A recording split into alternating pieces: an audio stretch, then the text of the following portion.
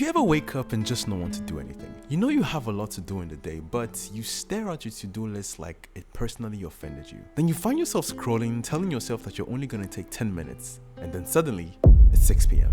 Yeah, we've all been there before. And when that happens, we automatically tag ourselves as lazy. But what if I told you that you as a person are not actually lazy? You were just stuck in a state of laziness. And in this video, I'll be telling you why that happens and how you can get out of it. We're going to be diving into something a lot of people struggle with a lot. Now, some people like to call it being unmotivated. Some people like to call it being in a rut. Or some of us like to tag it plain old laziness. What if I told you that the way we have been looking at laziness has been all wrong? Now, most people tend to see laziness as a label that you can easily just stick on others and yourself. We tend to say things like, I don't want to study for that test, so I am lazy. He doesn't want to do his project, he must be a lazy person. But the thing is, when you see laziness as a label that you can easily just peg around people willy-nilly, you are actually, in a sense, dehumanizing both yourself and others. I'm sure you're wondering, Bernard, dehumanizing?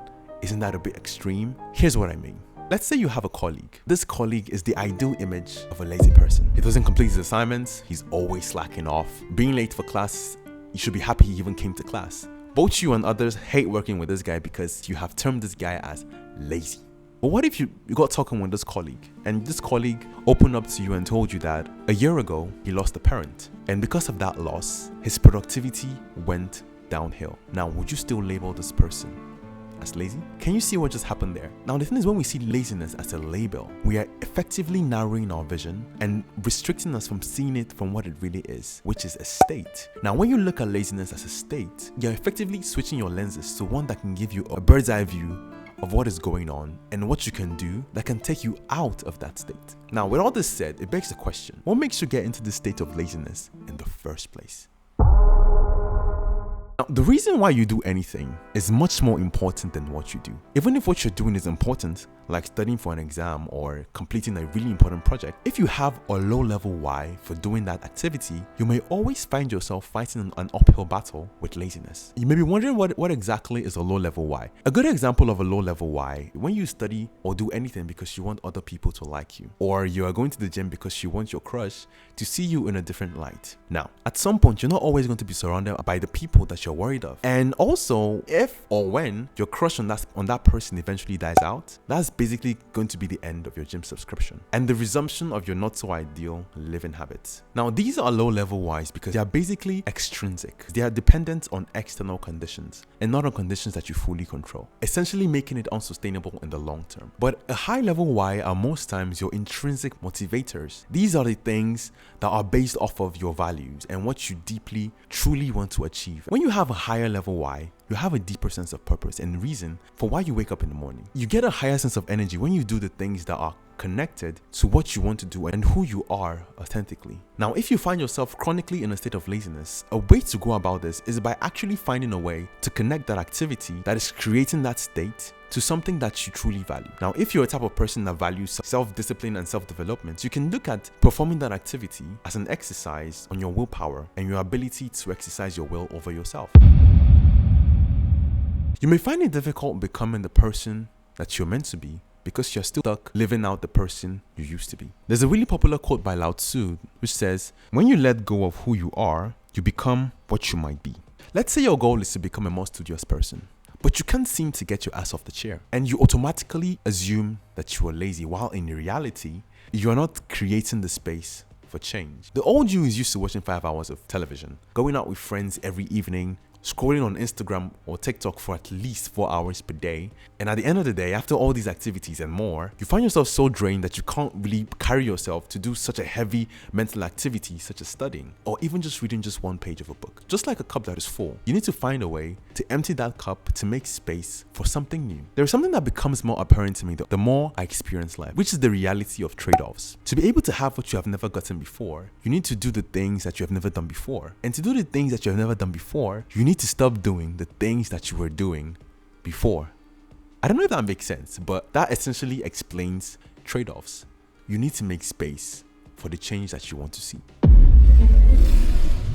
Now, Now, when bad things happen, do you try to look for how you might have contributed to that thing happening? Or the first thing that goes on in your mind is who is to blame for this problem? Now, your answer to this question will to a large extent determine how often you are stuck in a state of laziness. If you're always looking at how other people contributed to the negative circumstance in your life, like I'm fat because McDonald's decided to build a store close to me, or I failed the exam because my friend decided not to help me, when you are constantly in the habit of shifting responsibility, you will have no reason to actually be responsible. And when you have no reason to be responsible, you have every reason to do nothing.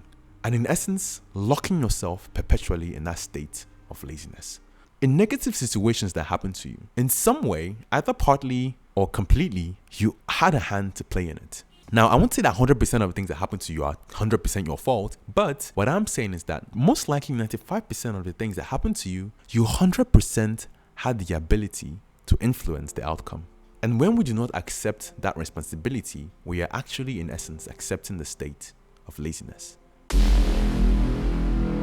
Another reason why you might find yourself deep in this state, you've set the bar so high to the point that you don't even bother trying. You might tell yourself, oh, I want to learn how to play the guitar like a pro in 3 months. And it's month 1 and you can barely play your first 3 chords. Now, it will get to the point where you get so discouraged that even the idea or the thought of playing the guitar begins to feel repulsive to you. That's because the bar is set so high that you are literally psychologically protecting yourself from the discouragement and the hurt by just being lazy about it. Now, a more realistic approach to this is to actually break down your goals to a much more realistic time frames. In this case, focusing on the basics and setting small goals along the way until you reach your original goal of playing the guitar like Jimi Hendrix.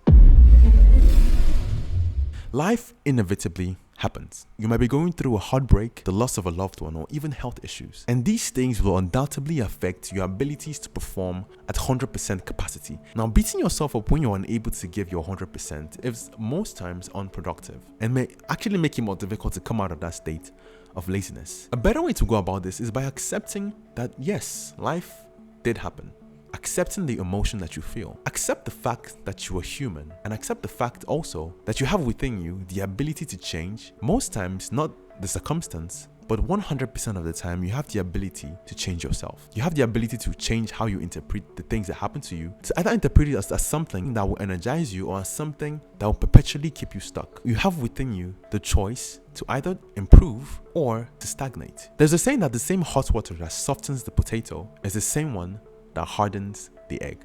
At the end of the day, accept the fact that you choose your outcomes. Our wisdom nugget for the week. Go to the ant, you sluggard. Consider her ways and be wise, which having no captain, overseer, or ruler, provides her supplies in the summer and gathers her food in the harvest. And guys, if you like this video, I think you're really going to love this video about 5 habits that will make you instantly more productive in 2025. And guys, if any chapter has resonated with you, I would love to see what you think about it in the comment section. And like always, guys, remember to always keep it real. Bye, guys.